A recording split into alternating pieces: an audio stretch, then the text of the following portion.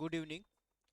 UP board कक्षा 10 के प्रिय विद्यार्थियों, आप लोग के एग्ज़ाम का टाइम टेबल आ चुका है। 16 फरवरी से एग्ज़ाम स्टार्ट हो रहे हैं। तो अब की बार यूपी बोर्ड ने अपने एग्ज़ाम पैटर्न को बदला हुआ है, जिसमें प्रत्येक प्रश्न या प्रत्येक क्वेश्चन पेपर में 20 ऑब्जेक्टिव क्वेश्चन पूछ रहे हैं। तो 20 ऑब्जेक्टिव क्वेश्चन प्रत्येक में पूछे जा रहे हैं। तो साइंस में फिजिक्स, केमिस्ट्री, बायोलॉजी तीनों मिलाकर 20 ऑब्जेक्टिव क्वेश्चन होंगे, जिसमें से फिजिक्स के कुछ क्वेश्चन जो रहेंगे उनकी प्रैक्टिस हम करवा दे रहे हैं। जैसे 30 क्वेश्चन हमने लाइट से पहले से करवा दिया है, 30 आज इलेक्ट्रिसिटी से करवा दे रहे हैं, फिर बाद में मैग्नेट से 30 करवा देंगे।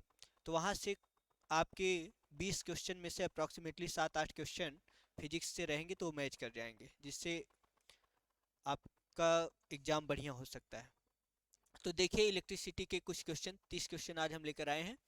30 क्वेश्चन को देखिए।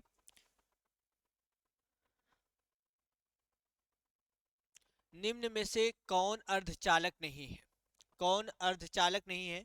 तो अर्धचालक सिलिकॉन होता है, जर्मेनियम भी होता है, पारा अर्धचालक नहीं है। तो कौन सा ऑप्शन करेक्ट हो जाएगा? ये सी वाला ऑप्शन करेक्ट हो जाएगा, क्योंकि पारा अर्धचालक नहीं है। सिलिकॉन और जर्मेनियम क्या है? अर्धचालक हैं। वोल्ट पर एम्पियर क्या प्रदर्शित करता है? वोल्ट पर एम्पियर प्रदर्शित करता है। वोल्ट पर एम्पियर क्या प्रदर्शित करेगा? एक्चुअली ओम के नियम से देखिए, V is equal to I R. V equal to I R, तो V by I equal to R. यहाँ से वोल्ट पर एम्पियर, वोल्ट पर एम्पियर, पोटेंशियल का यूनिट वोल्ट हो गया और करंट का यूनिट एम्पियर। तो यहाँ से प्रतिरोध का जो यूनिट होगा वो वोल्ट पर एम्पियर को प्रदर्शित करेगा, यानी प्रतिरोध का मात्रक क्या होता है? ओम। तो वोल्ट पर एम्पियर किसको प्रदर्शित करेगा? ओम को प्रदर्शित करेगा। अगला क्वेश्चन देखिए, विद्युत प्रतिरोध का एसआई मात्रक है। अभी अभी हम लोग देखे हैं विद्युत प्रतिरोध का एसआई मात्रक क्या है?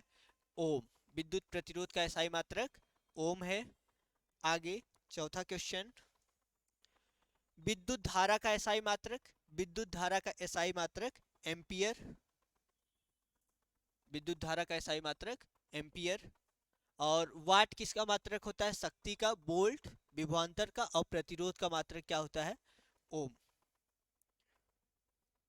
अगला क्वेश्चन है, 7, 2 और 6 ओम के तीन प्रतिरोध को श्रेणी क्रम में जोड़ने पर समतुल्य प्रतिरोध होगा। 7, 2 और 6 ओम के प्रतिरोध को श्रेणी क्रम में जोड़ने पर समतुल्य प्रतिरोध होगा। हम लोग जानते हैं श्रेणी क्रम संयोजन में प्रतिरोध, जो समतुल्य प्रतिरोध होता है, इक्विवेलेंट रेजिस्टेंस, उसको डायरेक्ट जोड़ देते हैं। ये 7 ओम, 2 ओम और 6 ओम है, और इनका इक्विवेलेंट आर इक्विवेलेंट जो होता है श्रेणी क्रम में, वो सभी प्रतिरोधों को सीधे जोड़ दिया जाता है, R1 plus R2 plus R3। तो यहाँ से आर इक्विवेलेंट आ जाएगा 7 प्लस 2 ओम प्लस 6 ओम। तो आर इक्विवेलेंट 15 ओम आ जाएगा। कितना आ जाएगा? 7, 2, 9, 6, 15 ओम। 15 ओम। तो 15 ओम वाला ऑप्शन करेक्ट हो जाएगा, सी। अगला क्वेश्चन है, विभवांतर का एसआई मात्रक क्या होता है? विभवांतर का एसआई मात्रक क्या होता है? जूल तो ऊर्जा का मात्रक होता है, वाट शक्ति का मात्रक होता है, और वोल्ट क्या होता है? विभवांतर का मात्रक होता है। विभवांतर का मात्रक क्या होता है? वोल्ट। अगला जो क्वेश्चन है उसमें है, विभव का एसआई मात्रक क्या है? विभव और विभवांतर दोनों का मात्रक क्या होता है? वोल्ट। विभव किसी पॉइंट पर होता है और विभवांतर दो पॉइंटों के बीच का डिफरेंस होता है। दो पॉइंटों के बीच पोटेंशियल डिफरेंस क्या कहलाता है? विभवांतर। एक पॉइंट पर विभव और दो पॉइंटों के बीच पोटेंशियल डिफरेंस को क्या कहते हैं हम लोग? विभवांतर। तो ये किसी पॉइंट पर विभव रहेगा, और विभवांतर बोलने के लिए, जैसे ये पॉइंट हो गया ए और दूसरा पॉइंट बी, और इस पर पोटेंशियल भी ये मान लेते हैं और इस पर पोटेंशियल भी बी, तो दोनों के पोटेंशियल डिफरेंस को या दोनों के विभवों के अंतर को क्या बोलते हैं हम लोग? विभवांतर। तो विभवांतर का भी मात्रक वोल्ट होता है और विभव का भी मात्रक वोल्ट होता है। अगला क्वेश्चन है, टंगस्टन निम्नलिखित में किस ताप पर पिघलता है?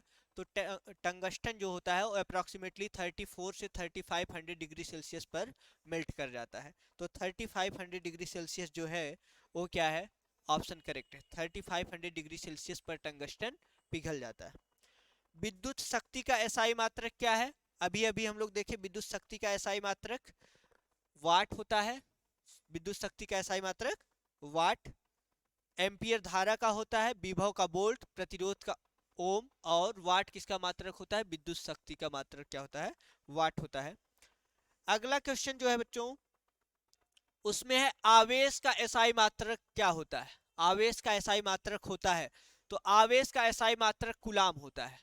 जूल किसका एसआई मात्रक है? ऊर्जा का, विद्युत ऊर्जा बोलिए चाहे ऊर्जा।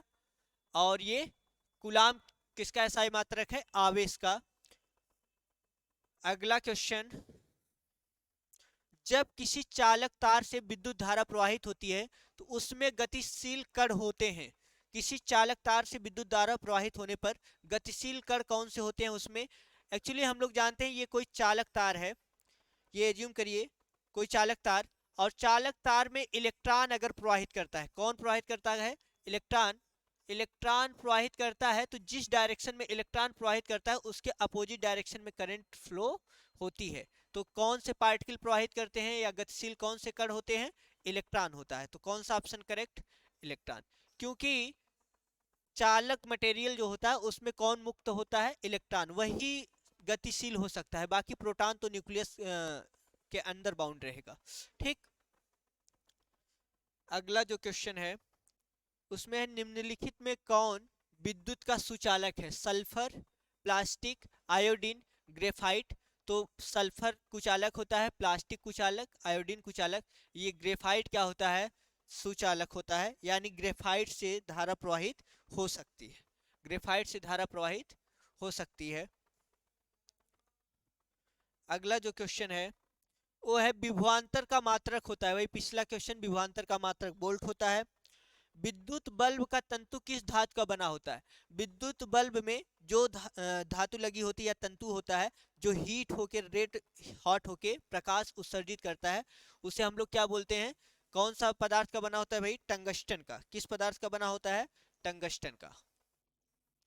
अगला क्वेश्चन है किसी बल्ब से 220 वोल्ट पर 2 एम्पियर की धारा प्रवाहित होती है तो फिलामेंट का प्रतिरोध कितना होगा?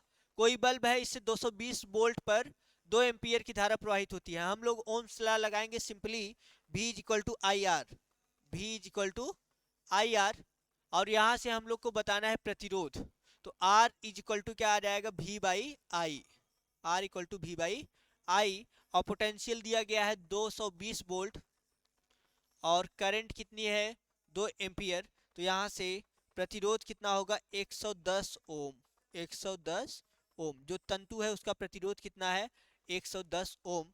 तो कौन सा ऑप्शन करेक्ट हो जाएगा? डी वाला ऑप्शन करेक्ट रहेगा। बैटरी से किस प्रकार की धारा प्राप्त होती है? बैटरी से हम लोग को डीसी धारा प्राप्त होती है। किस प्रकार की धारा प्राप्त होती है? डीसी। बैटरी से हम लोग को डीसी धारा प्राप्त होगी। डीसी धारा का मतलब क्या है? डीसी दिष्ट धारा। दिष्ट धारा में डायरेक्शन, फ्लो ऑफ इलेक्ट्रॉन का डायरेक्शन क्या होगा? एक ही डायरेक्शन में इलेक्ट्रॉन फ्लो करते रहेंगे, वो डायरेक्शन को अपने चेंज नहीं करते।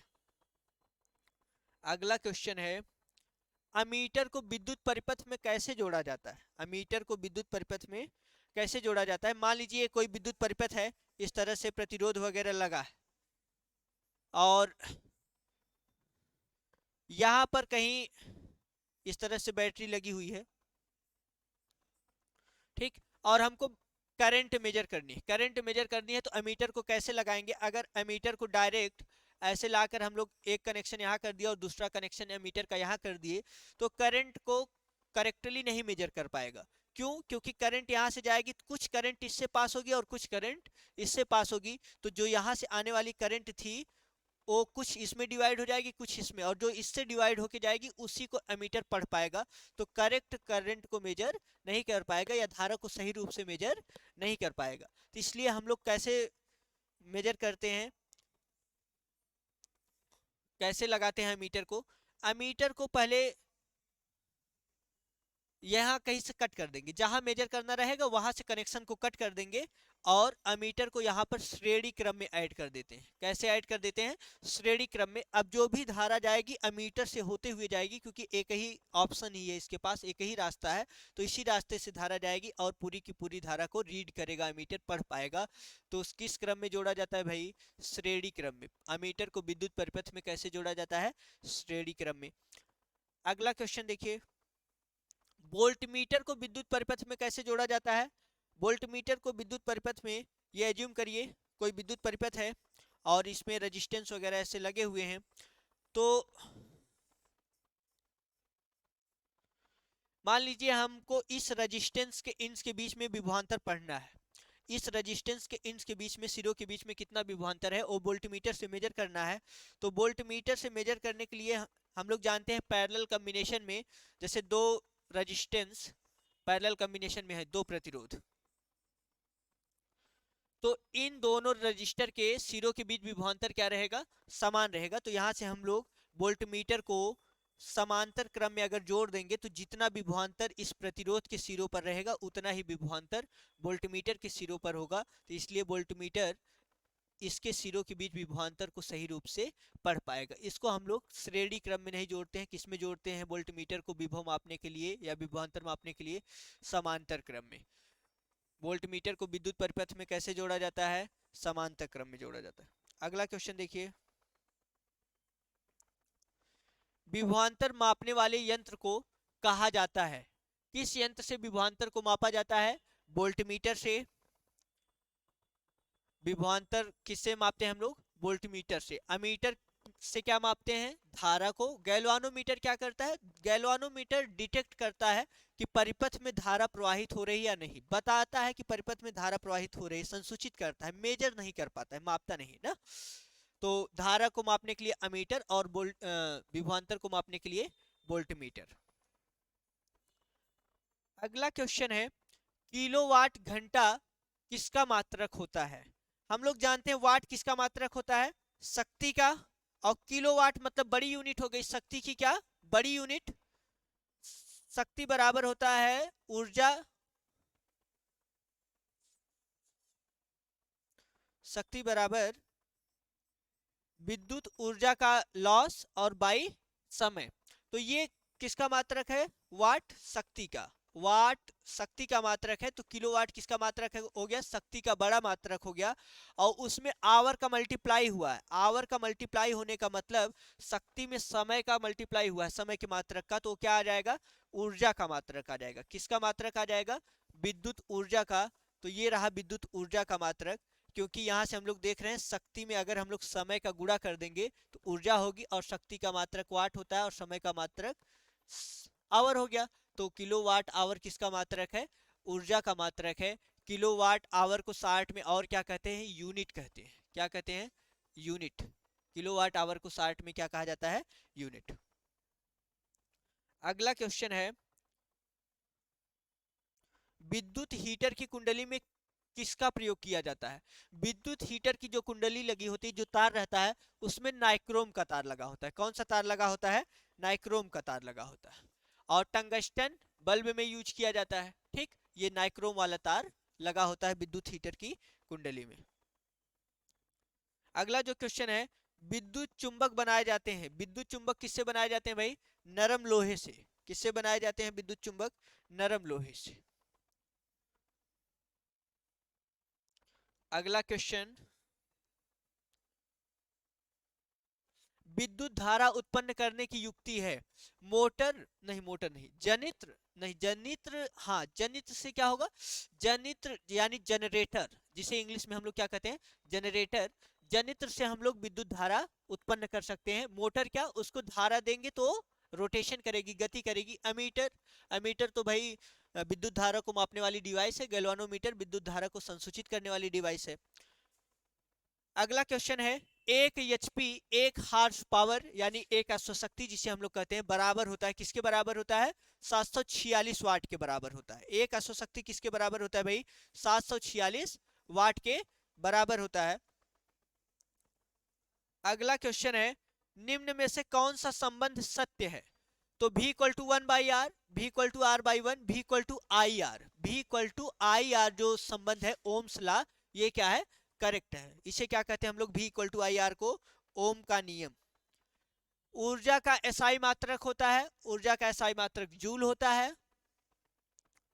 1 किलोवाट घंटा का व्यवहारिक मात्रक क्या होता है, यूनिट। अभी कुछ टाइम पहले 1 kWh आया था, तो 1 किलोवाट घंटा को हम लोग क्या बोलते हैं व्यवहारिक में, यूनिट, जिसे हम लोग कॉमर्शियल यूनिट भी इलेक्ट्रिसिटी का कहते हैं। क्या कहते हैं, कॉमर्शियल यूनिट। जैसे गांव वगैरह में जो बिजली का बिल आता है मीटर में, वो किस में लिखा जाता है, यूनिट में। उसका मतलब क्या होता है, 1 किलोवाट घंटा।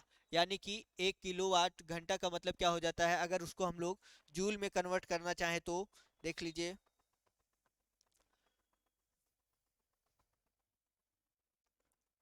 एक किलोवाट घंटा का सेंस समझ लीजिए। 1 kWh, किलोवाट का मतलब हो जाता है 10⁻³ 1000 वाट। और एक आवर में कितना सेकंड हो जाता है, 3600 सेकंड। तो यहाँ से हम लोग लिखेंगे, ये 1000 है और ये 3600, तो यहाँ 36 डबल जीरो यहाँ से और ट्रिपल जीरो यहाँ से, तो 50। और वाट सेकंड, और वाट सेकंड को हम लोग क्या बोलते हैं, जूल। वाट सेकंड को क्या बोलते हैं, 36 × 10⁵ जूल हो जाएगा। कितना जूल, 36 × 10⁵ जूल।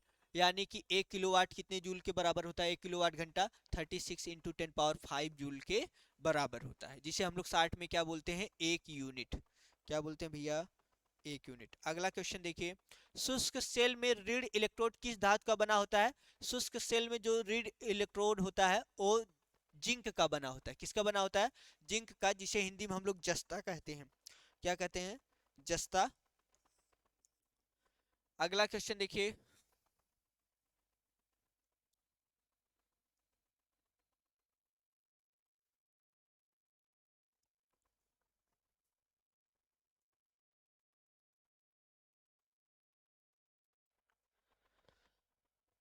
ये शुष्क सेल में ऋण इलेक्ट्रोड किस धातु का होता है, जस्ता का बना होता है।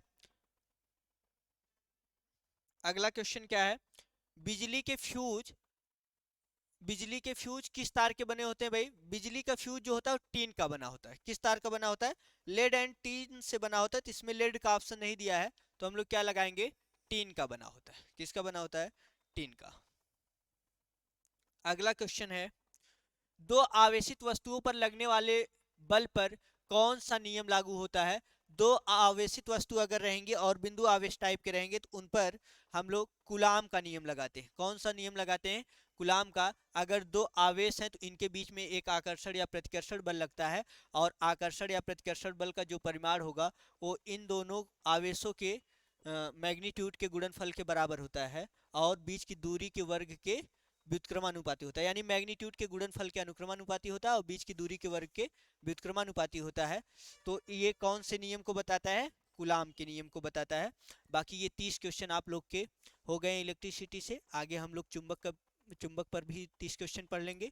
और 30 क्वेश्चन प्रकाश पर पढ़े थे। उस लेक्चर में एक थोड़ा सा एरर हो गया था, हमसे गलती से बोल दिए थे कि यूपी बोर्ड अब की बार 10 बहुविकल्पी प्रश्न पूछेगा। 10 नहीं, 20 बहुविकल्पी प्रश्न पूछे जाएंगे। और आप लोग खूब मेहनत से पढ़िए, रिवाइज करिए, और एग्ज़ाम नज़दीक है, उसको देखते हुए सभी चीज़ों को एकदम ध्यान से पढ़िए। ठीक, धन्यवाद।